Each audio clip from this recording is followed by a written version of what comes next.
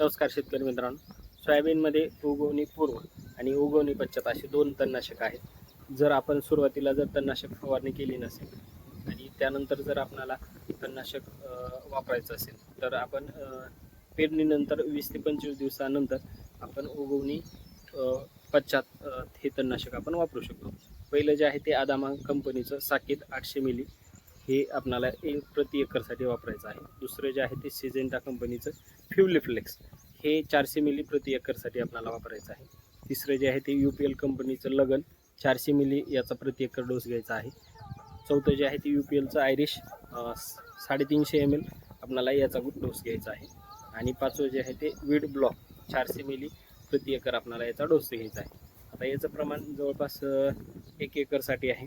150 litre पाणी आपण यासाठी घेऊ शकतो आणि जमिनीमध्ये ओलावा असताना याची आपण फवारणी करू शकतो.